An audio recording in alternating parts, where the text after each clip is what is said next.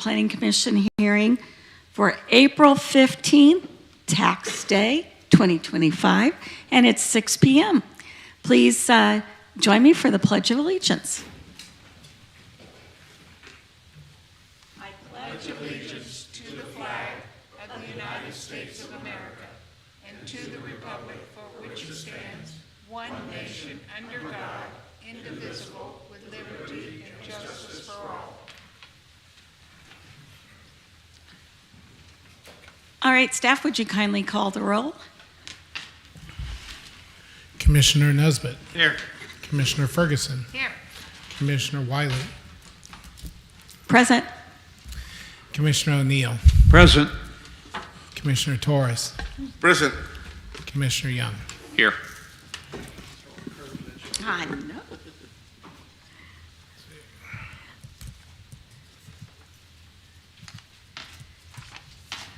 Alrighty, to expedite tonight's meeting, I will ask anyone who thinks they will speak or wishes to speak to please stand. All right, just please raise your right hand.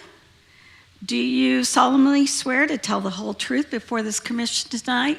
If so, say I do. I do. Thank you very much.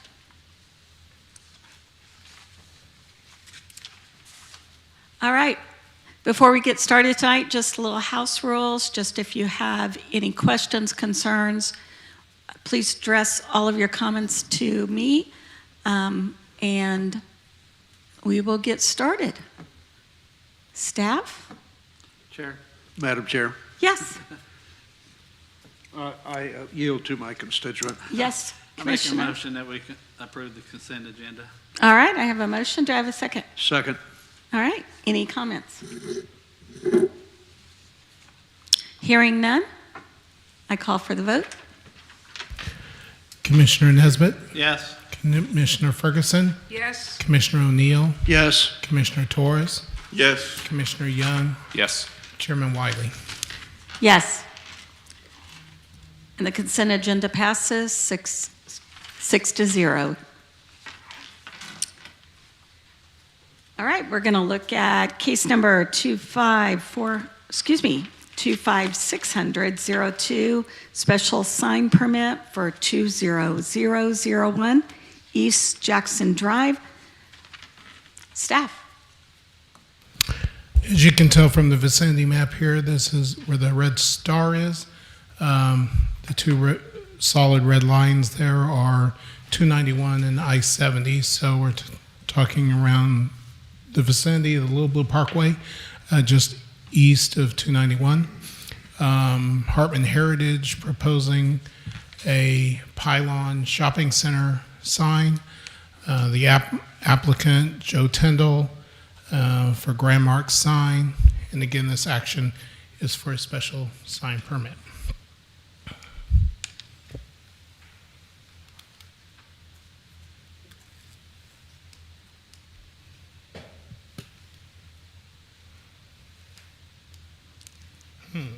Please hold for technical difficulties.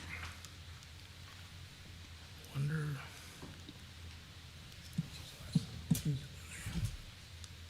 I'm just going to use the laptop, I guess. Okay. Our second slide here is our zoning and area history. So, as you can see from the chart on the left, got the four cardinal directions. North of the proposed property with the site, or the site with the sign, is zone C2. You've got a major retail center on the north side of Jackson, and then outlet lots that are outlots, which are with restaurants and office uses between I-70 and Jackson. South of this location is the freeway right-of-way for I-70. To the east, again, offices, and to the west are restaurants. And if you look on the zoning map, the little black circle there is roughly where this proposed sign would be. Property characteristics of this area. So you can see this location is where that red line is down at the southeast corner on that end cap on this property of the Paramount Health Chiropractic offices. The applicant requests a new multi-tenant pylon sign on the end cap at the southwest corner of this parking lot. Address of the property being 20001 East Jackson Drive. Most of the shopping center, including the main retail strip structure, is located north of Jackson Drive, while some of the outlots are on the south side of the street. The lot for Paramount Chiropractic is located at the above-mentioned address on Jackson Drive, and abuts the right-of-way as well as the right-of-way for the westbound on-ramp for I-70 to the south, just west of the Little Blue Parkway interchange. The existing tenants of the entire shopping complex had requested this signage to make their location more attractive to more customers. The owner of the particular lot has given permission for the placement of the multi-tenant pylon sign at this location. The request for the pylon sign, the requested pylon sign would be 50 feet in height, which is 25 feet higher than what most pole signs are for the portions of the city where those are permitted. For this particular area of the city where we have a monument height limitation 9 feet, we're talking about a 41-foot freestanding sign height encroachment. The sign face will consist of a 30-foot tall, 750 square foot internally illuminated cabinet sign, and it can accommodate advertising for up to 18 tenants. The sign will be 25 feet across, both at the top and at the base, as they've depicted on their drawing. The applicant proposes a base with aluminum panels painted the color of the shopping center, skirting the sign's poles. Staff requests a masonry base that's similar to the other recently constructed pole signs that are along both the I-70 and 470 corridors nearby. The sign will be sited 10 feet from the fence line and therefore will be visible to vehicles traveling on I-70. It will be placed in the grassy parking lot end cap at the back of the Paramount Health Chiropractic property. Images of the landscaping plan, which we'll see momentarily, show how the proposed plantings will be arranged around the base. And lastly, the city and MoDOT have current capital improvement projects along Little Blue Parkway between I-70 and Jackson Drive, which gives you the context of some of the CIP work that's being done in the area. So this is their conceptual elevation of this sign. So a sign with a base as wide as the face itself, mostly face, but you can see the height in relation to the model person there. The landscape plan shows where the landscaping will be around the bottom of the sign in inert material, and a bird's eye view is on the right there, looking down at those planting locations around the sign. So this is the sight lines as this sign would look coming from either direction down I-70. The one on top, you're coming from Blue Springs, this would be being on the interstate, not on the ramp. Heading west, we're looking northwest at the sign across the entrance ramp there onto I-70. The image below, we're looking east, like you're going toward Blue Springs, and then off to the northeast, you can see the image of the pylon sign there on the left. Recommendation. Staff recommends approval of the special sign permit with the following conditions. To allow a pole/pylon sign that would be 50 feet in height, which is 41 feet higher than the freestanding signs that are permitted in this section of the city according to the matrix in section 14-504-13. Allow a sign face of 750 square feet. Section 14-504-13B permits 120 square feet for a pole sign and 100 square feet for a monument sign face coverage. And the third one that staff recommends require a masonry base for the proposed pylon pole signs similar to the other recently erected signs along the Interstate 70 and 470 corridors. All right. I have a couple of questions for staff. So 41 feet variance as opposed to the regulations. So can you kind of talk a little bit, is this down in a gully? Does it need that extra height because some of it is not at the level of the highway? No. What that is referring to is within this section of the city, the maximum height for a freestanding sign is 9 feet because we don't allow pole signs in this portion of the community. So that's the. But does it The need height to be that? differential- the Does height it need to be differential that height? That's what I'm asking. Is it particular to the location that it needs to be that high to be seen from the highway?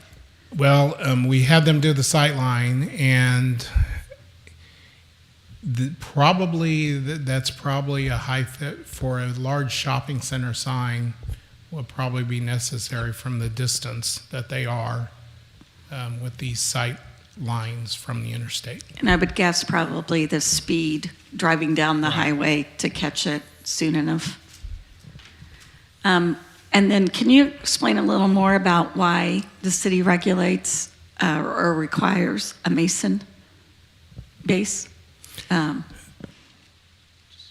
we don't require it, but it's been the practice along the corridor, and it's consistent with what has gone up on in Menards, at Bass Pro, even as far east as Nolan Road, where the Panda Express has masonry bases.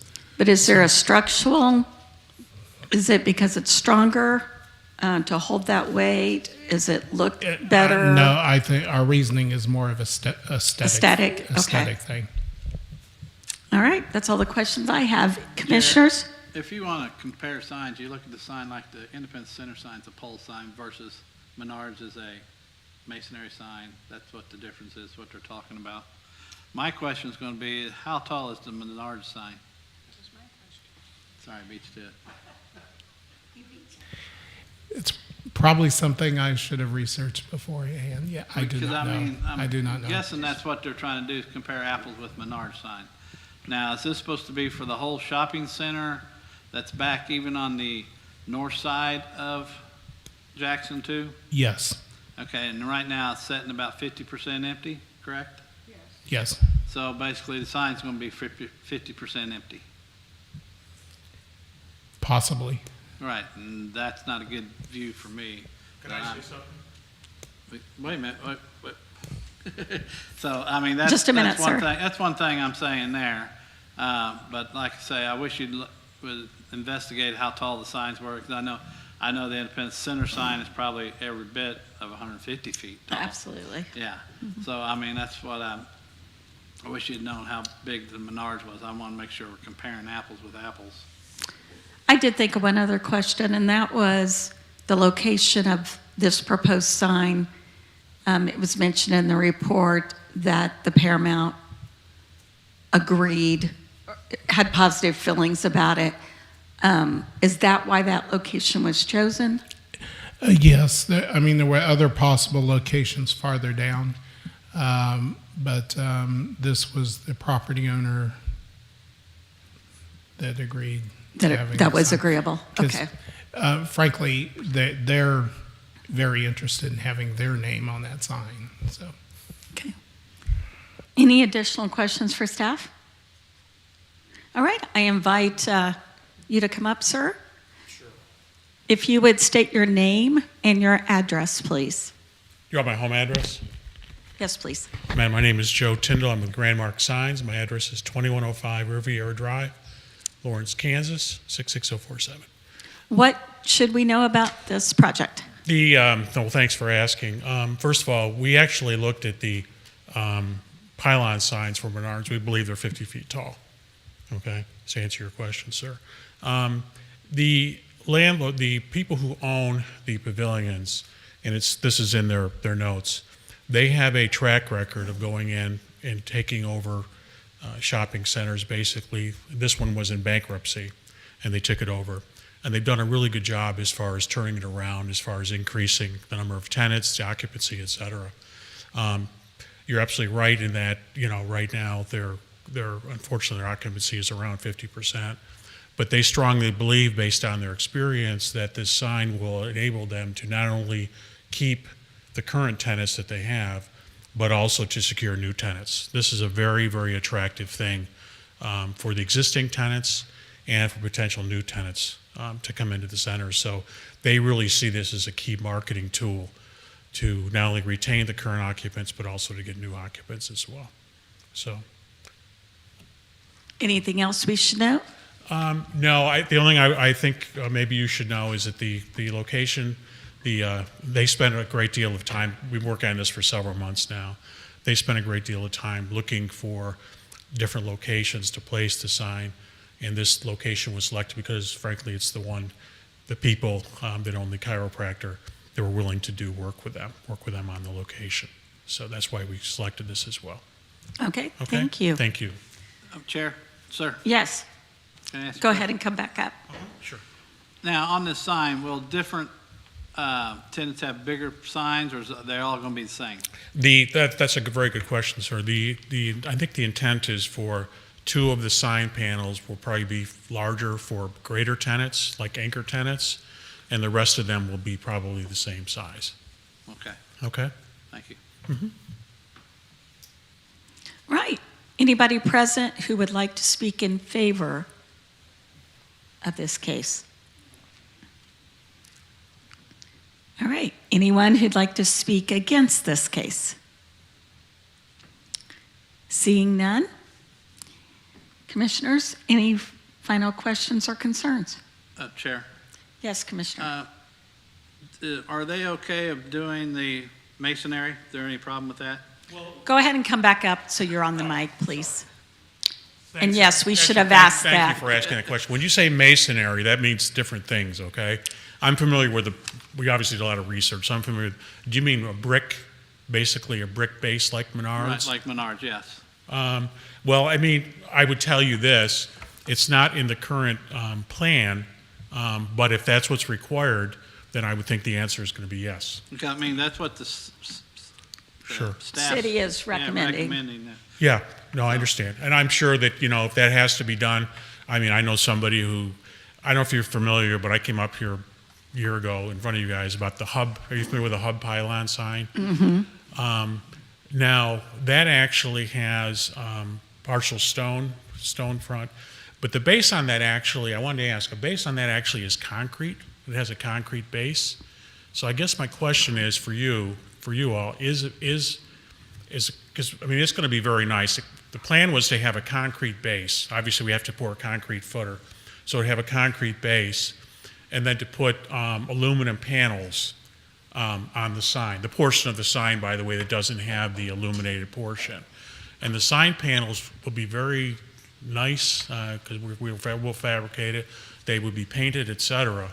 So I guess my question is it acceptable to do the same concrete base that we did for the hub sign and then have the nice panels on the rest of the sign? We will leave that for the staff to respond. Because they're actually requiring a masonry base for that sign. Yes. But and I understand that, ma'am, but the thing is, when you say masonry base, So I'm thinking, what I'm thinking we're saying is that where you say you're gonna put aluminum, that needs to be masonry or stone look. It could be fake stone, I'm guessing, as long as Okay. it could be fake stone up there. It doesn't have to be, just so that it looks like stone. okay, so something like we did for the hub sign, because that's basically stone. Okay. Okay, Yeah. all right. So what you're saying is, and please, I'm just trying to clarify, you're saying that the aluminum panels are not satisfactory then? Correct. Okay. Is that correct, staff? Yes, so I mean, first, it's for the structure you're talking about being like concrete and then putting a facade of like fake stone around it. Yeah, but the question though, Okay. do you want fake stone around the whole section that has aluminum panels on it right now? I mean, we would rather have the stone, yes, than the panels. And one of the reasons is it's in keeping with the other signs that are already in Hartman Heritage actually have stone, like the entrance onto Jackson Drive from Blue Parkway, for instance, that monument sign. So we'd like it to be reflective of that.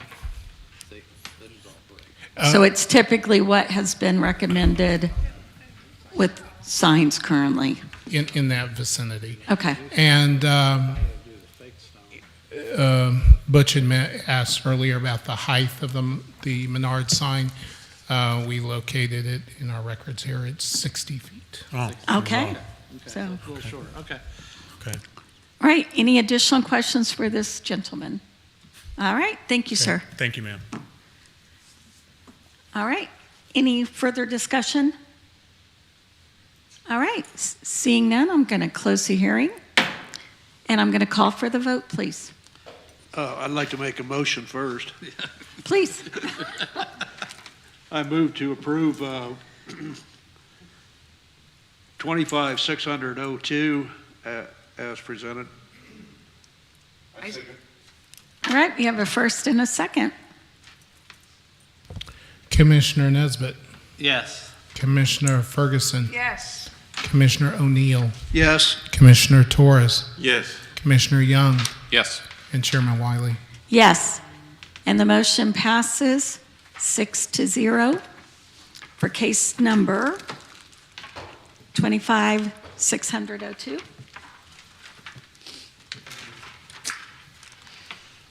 All right.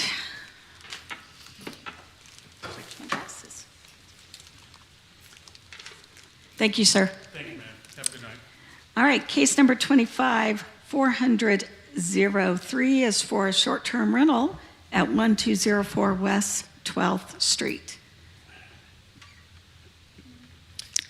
Yeah, thank you, Council, or thank you, Chairman Wiley. Yeah, as you stated, that this is an application for short-term rental at 1204 West 32nd Street. This is a couple blocks west of the Santa Fe Park with tennis courts and a walking trail, and a few blocks north of 35th Street. And the applicant, Zoe La Favre, sorry. So here's a notification area map of the subject site. You can see that West 32nd Street fronts appears to be a little island, like a little pocket park around the subdivision. The area and zoning history for the subject site, it's surrounded by single-family residence, and the neighborhood consists of single-family homes of similar age, character, design as the proposed short-term rental. So as I stated before, the property is located west of Santa Fe Park.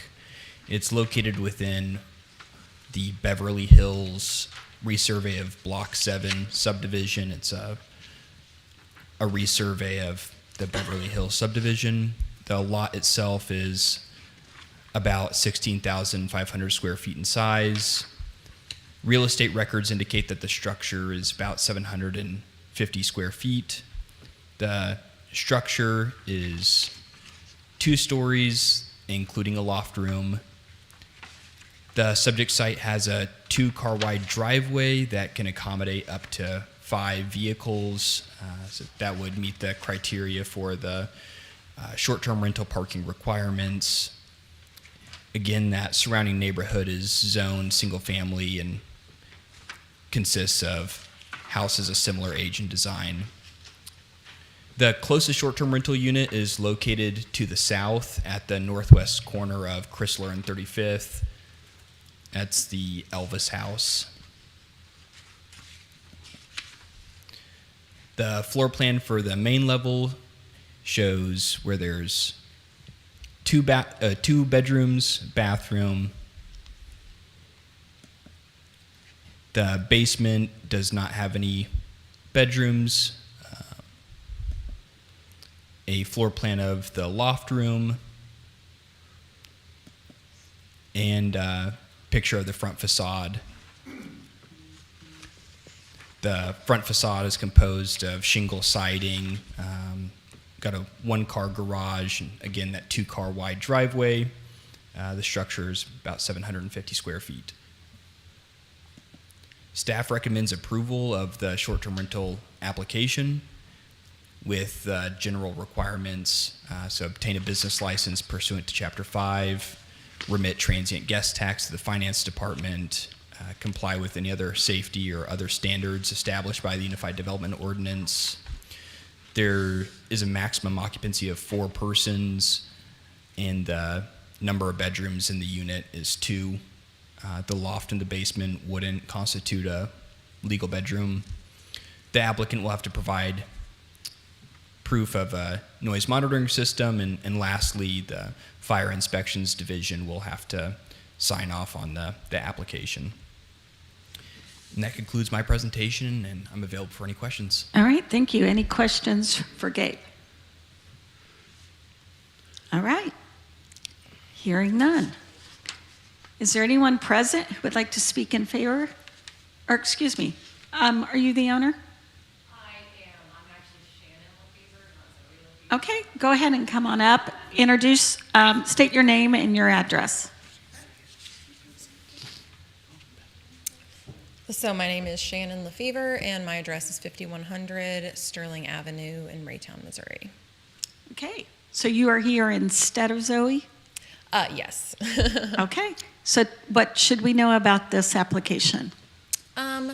So we basically are just trying to get to a point where we can like balance out our current mortgage with it. So we're going to start with the short-term rental and focus on families. So that was like our draw when we moved there and bought our first home. So that's where we lived for a few years before we moved to a bigger home. And so we just want to go ahead and do the short-term rental and start out with Airbnb, and then hopefully shift over into a long-term rental at some point. So just to be able to get like families in, and it's more family focused type of Airbnb. It's got a yard for animals, so had great neighbors, so just a good area. Okay, and are you comfortable with all of the recommendations, requirements? Yeah, actually I am. I included some of those, like the noise monitoring device and making sure I researched everything. I've stayed at some Airbnbs before in other states and areas, and they have everything posted, laminated, noise monitor device, everything's laid out, and so that's kind of how it's going to go, is everything's going to be laid out. If you violate the noise monitor device, it'll give me a notification directly to my cell phone. At that point, I will reach out to the police department or reach out to the guest and just take the amenable actions to ensure that. And what's your distance to that location? I am like 5 minutes away. Okay. So I just hop on Sterling and just head down to 32nd Street, and yeah, I'm just past like the fire station on Sterling, Okay. so I'm not very far away at all. All right. Any other commissioners have questions? Chair, Yes, Commissioner? that picture that we saw here recently had a trailer. Is that going to go bye-bye, or? It is going to go bye-bye, yes. So that Okay. camper is going to go onto a yet-to-be-purchased plot of land away from there before it is available for rental. Okay, well, I was just checking, 'cause I mean. Yeah, no, not going to leave that there as any kind of a potential option for anything, so no. So this is your first rental that you're going into? It is, yes. Okay. Good luck. Thank you very much. Any additional questions? All right, hearing none. Thank you. All right, I see no one in the gallery, but I will ask anyone who'd like to speak in favor? Anyone who'd like to speak in opposition? All right. I will go ahead and close the hearing. Chair, All right. Yes, sir. I make a motion we approve case 25-400-03, short-term rental for 1204 West 32nd Street. I second. All right, I have a first and a second. Any final questions, concerns, discussion? All right, hearing none. I call for the vote. Commissioner Nesbitt, Yes. Commissioner Ferguson, Yes. Commissioner O'Neill, Yes. Commissioner Torres, Yes. Commissioner Young, Yes. Chair Wiley. Yes, and the motion passes 6-0 for case number 25-400-03, short-term rental. And we wish you great luck.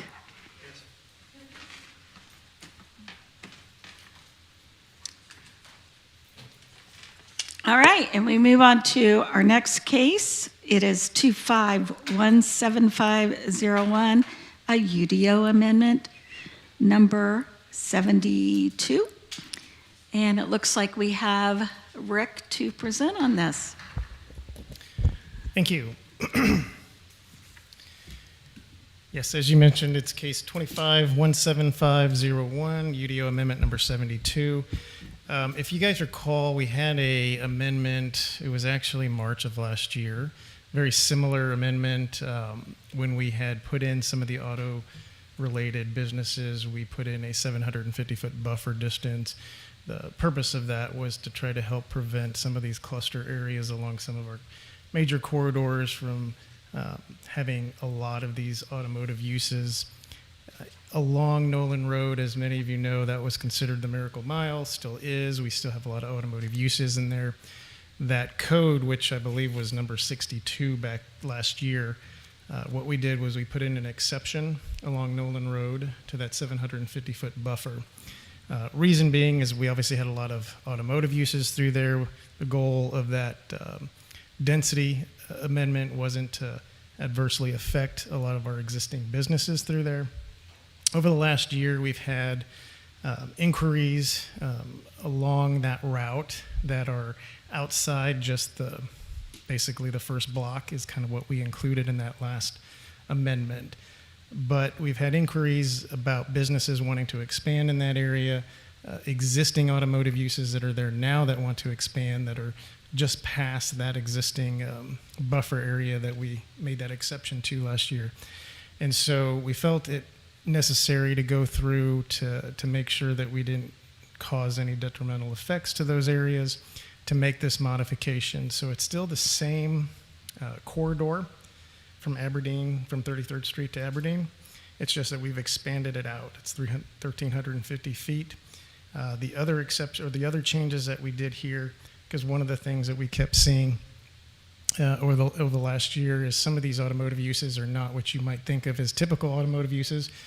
They're like window tinting, they're doing car stereo improvements or some other type of modifications that are not what you would consider as far as automotive repair.